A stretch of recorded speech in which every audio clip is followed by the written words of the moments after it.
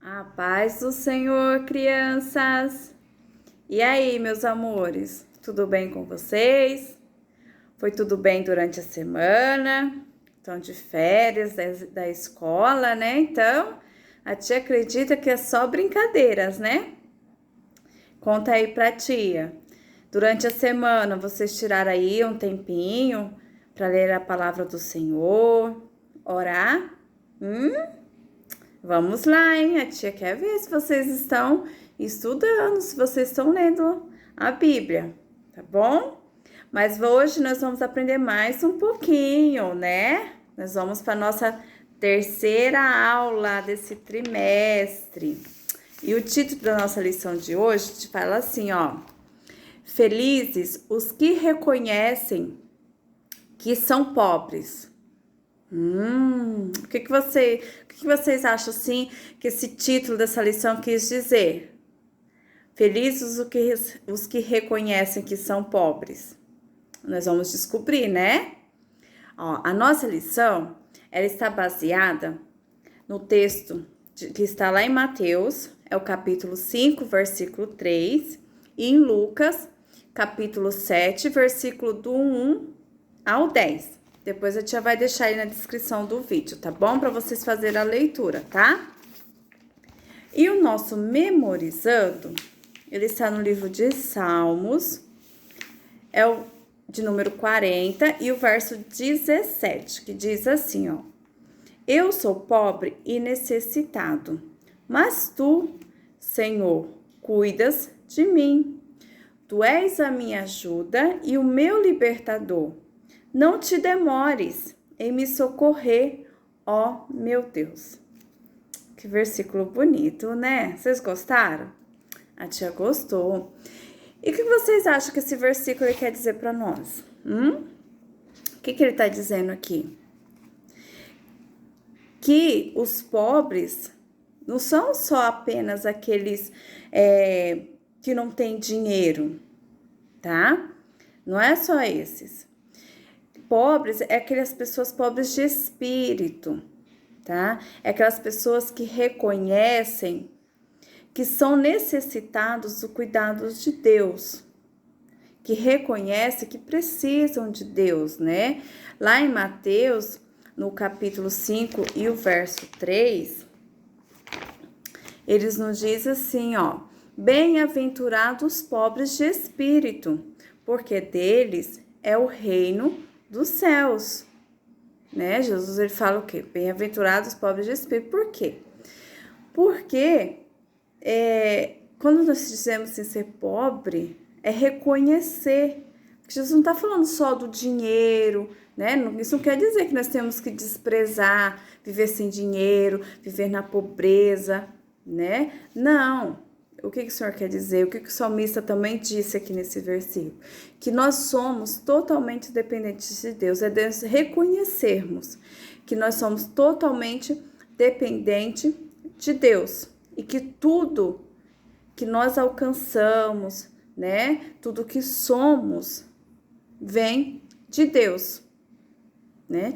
E ter a certeza que o nosso lugar é no reino, né? Lá no céu. Vamos lá para a nossa lição? Durante o tempo que Jesus andou na terra, Jesus fez muitos milagres, né? Nós sabemos disso. Só que ele também ensinou muitas lições aos seus discípulos, né? E essa é mais uma lição que Jesus ensinou aos seus discípulos. Então, certo dia estava Jesus, né, assentado com seus discípulos sobre o Monte das Oliveiras. Jesus começou a ensinar a respeito do quê? A respeito das pessoas que eram mais felizes, né? E nesse momento, então, Jesus declarou para eles: felizes são as pessoas que reconhecem que são espiritualmente pobres, pois dela é o reino dos céus. Olha aqui, deixa eu mostrar uma figura para vocês. Dá para ver? Tá vendo? Ó, Jesus. Aqui o celular da tia não tá num bom ângulo. Então, Jesus, ó, tá vendo? Eles estavam lá sobre os montes das oliveiras com seus discípulos. Agora melhorou, né? Então, Jesus estava ali explicando para eles, né? O quê? Que as pessoas mais felizes, né? Eram as pessoas que reconhecem que são espiritualmente pobres, pois delas é o reino dos céus. E sabe o que Jesus quis dizer aos seus discípulos com isso? Você sabe dizer para a tia?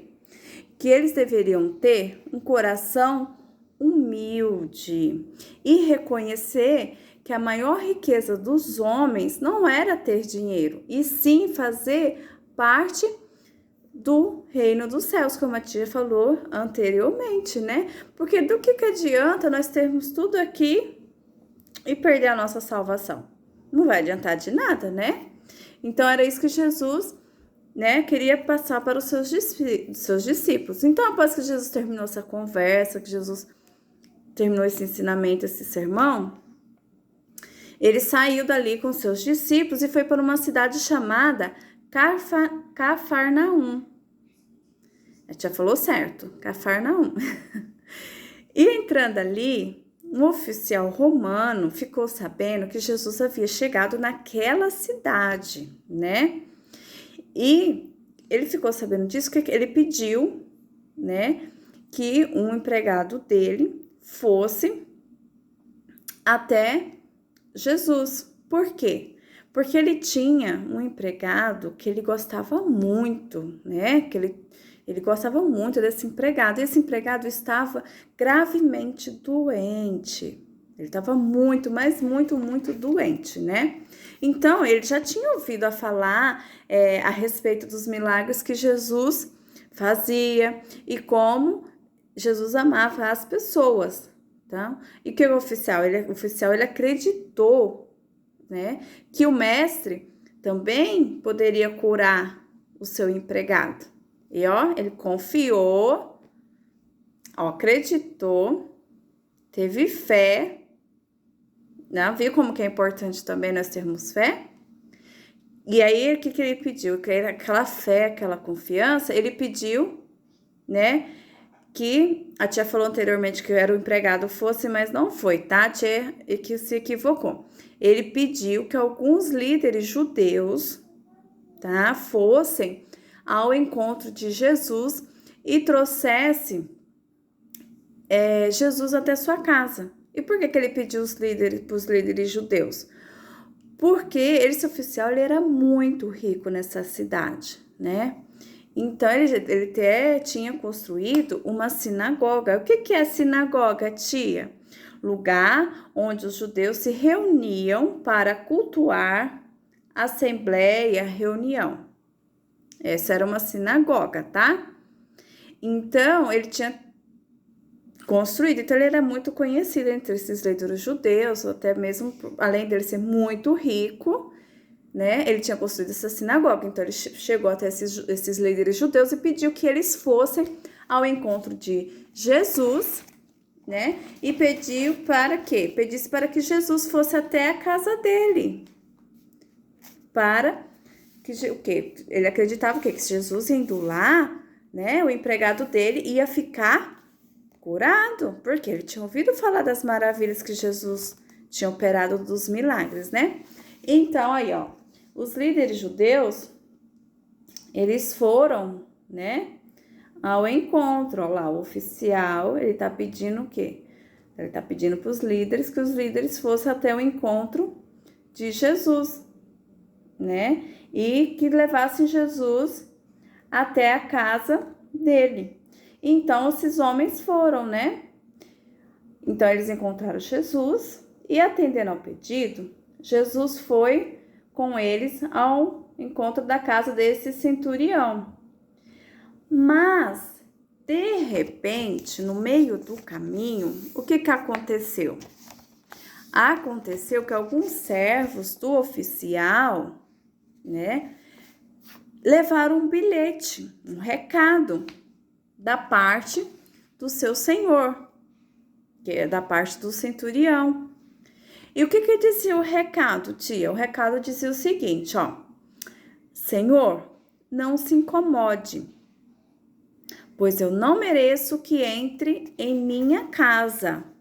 E acho também que não mereço a honra de falar pessoalmente com o Senhor. Peço que fale uma palavra e o meu empregado ficará curado. E o que vocês acham? Qual foi a reação de Jesus com isso? Jesus ficou muito contente e admirado com a atitude desse oficial. Ah, tia, mas por quê? Porque, apesar dele ser uma pessoa rica, né? Ele era muito rico e de destaque na cidade e na sociedade daquela época, ele reconheceu que espiritualmente ele era pobre, né? Ele se esvaziou de si. Ele reconheceu que espiritualmente ele era pobre e que somente Jesus poderia operar aquela maravilha na vida do seu empregado, né? A tia entende assim que ele viu que não adiantaria, né? A tia acredita que ele já deveria ter até tentado, usado da sua influência, do seu dinheiro para curar o empregado dele, mas não teve êxito, né? Ele não conseguiu. Então,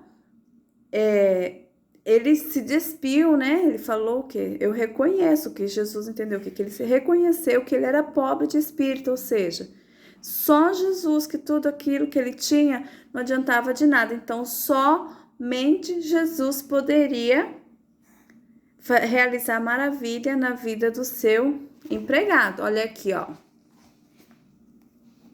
E sua fé foi reconhecida por Jesus, olha lá, ó.